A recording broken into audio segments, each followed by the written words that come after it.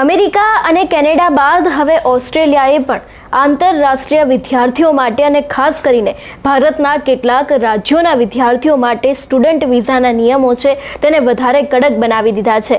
ગઈકાલ સુધી તો એવી પણ અપડેટ હતી કે ઘણા બધા વિદ્યાર્થીઓને હવે ક્યાંક ત્યાં જવા પણ નહીં મળે, પરંતુ દરેક વાતની વચ્ચે સવાલ ફક્ત ને ફક્ત એ જ ઊભો થાય છે કે આની પાછળના કારણો કયા છે. કેમ અચાનક કેનેડા અને અમેરિકાની જેમ ઓસ્ટ્રેલિયાએ પણ પોતાના નિયમોને કડક બનાવ્યા છે? આજે તેના વિષય ઉપર જ વિસ્તારપૂર્વક વાત કરીશું. નમસ્કાર, હું હંસિની અને તમે જોઈ રહ્યા છો નિર્ભય ન્યૂઝ.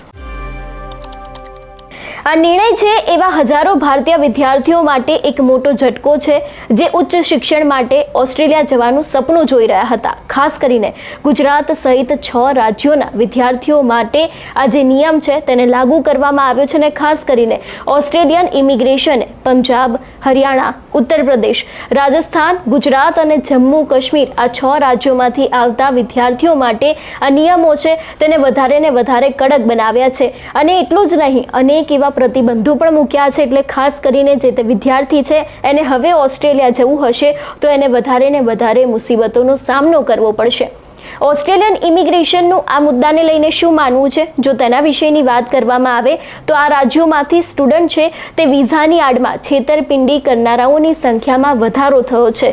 ખાસ કરીને એ લોકોના વિઝાના નિયમને કડક બનાવવા પાછળ આ એક મુખ્ય કારણ છે કે વિઝાની આડમાં છેતરપિંડી કરનારાઓ છે એ લોકોની સંખ્યામાં વધારો થતો ગયો છે. એટલા જ માટે હવે ક્યાંક વિઝાના નિયમો છે એ આ 6 રાજ્યો માટે વધારે ને વધારે કડક બનાવવામાં આવ્યા છે.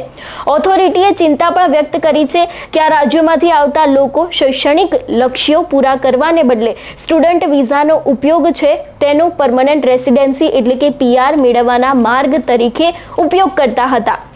એટલે ક્યાંક ઘણા બધા વિદ્યાર્થીઓ અને અત્યાર સુધી આપણે અનેક એવા મીડિયાના અહેવાલો પણ વાંચ્યા છે કે જે વિદ્યાર્થીઓ હોય છે એ ત્યાં એઝ અ સ્ટુડન્ટ જાય છે, પરંતુ એ બાદ ત્યાં તો ક્યાંક જોબ કરતા હોય છે અથવા તો પછી PR લેવા માટે થઈને એ લોકો સ્ટુડન્ટ વિઝાનો ઉપયોગ કરતા હોય છે. એટલે ખાસ કરીને આ પણ બીજું એક મુખ્ય કારણ છે કે જે અત્યારે હાલ નિયમો વધારે કડક કરવામાં આવ્યા છે. એની પાછળ સ્ટુડન્ટ છે તે PRને મેળવવા માટે સ્ટુડન્ટ વિઝાનો ખોટી રીતે ઉપયોગ કરતા હોય છે. એટલે ખાસ કરીને એક છેતરપિંડીના જે બનાવો છે એમાં વધારો થઈ રહ્યો છે અને સ્ટુડન્ટ દ્વારા જે PR મેળવવા માટે થઈને ખોટી રીતે સ્ટુડન્ટ વિઝાનો ઉપયોગ કરવામાં આવતો હોય છે તે પણ હવે એક એનું મુખ્ય કારણ રહ્યું છે કે એટલા જ માટે થઈને ઓસ્ટ્રેલિયાના જે નિયમો છે તેને વધારે ને વધારે કડક કરી દેવામાં આવ્યા છે.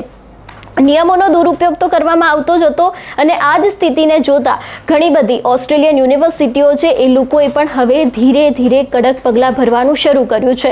કેટલીક યુનિવર્સિટીઓએ આ પ્રદેશમાંથી આવતી અરજીઓ સંપૂર્ણપણે બંધ કરી દીધી છે, જ્યારે અન્ય લોકોએ તો કડક તપાસ છે અને ચકાસણીની પ્રક્રિયા છે તેને પણ શરૂ કરી દીધી છે. ઇમિગ્રેશન ઓફિસરોએ એમ પણ જણાવ્યું હતું કે અપ્રામાણિક અરજીઓનો આ ઘસારો છે તે ઓસ્ટ્રેલિયાની શૈક્ષણિક સંસ્થાઓની પ્રતિષ્ઠા છે તેને અખંડિતતા માટે જોખમ સમાન છે અને આ સમસ્યાને પહોંચી વળવા માટે જ યુનિવર્સિટીઓ ઇમિગ્રેશન અધિકારીઓ સાથે સહયોગ કરી રહી છે, જે ફક્ત કાયદેસર અને પ્રામાણિક વિદ્યાર્થીઓને જ વિઝા મળી શકે છે.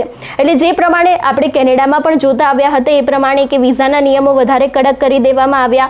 અમેરિકામાં પણ કંઈક એવી જ પરિસ્થિતિનું સર્જન થયું હતું ને એના કારણે અમેરિકાના વિઝા છે એને પણ અચાનક જે નિયમો છે એને કડક કરી દેવામાં આવ્યા હતા. ખાસ કરીને ત્યાં તો ગ્રીન કાર્ડના નિયમો હોય, વર્ક પરમિટના નિયમ હોય, એ દરેક નિયમોને કોઈકના કોઈક રીતે વધારે ને વધારે કડક બનાવવામાં આવ્યા હતા અને હવે એવી જ રીતે ઓસ્ટ્રેલિયા પણ એ જ રસ્તે જઈ રહ્યું હોય એવું લાગી રહ્યું છે. અને મુખ્ય જે 2 કારણો આપણે આગળ ચર્ચા કર્યા એ જ કારણોને કારણે હવે કદાચ ઓસ્ટ્રેલિયાના જે નિયમો છે વિઝાના એ નિયમો વધારે ને વધારે કડક થઈ રહ્યા છે.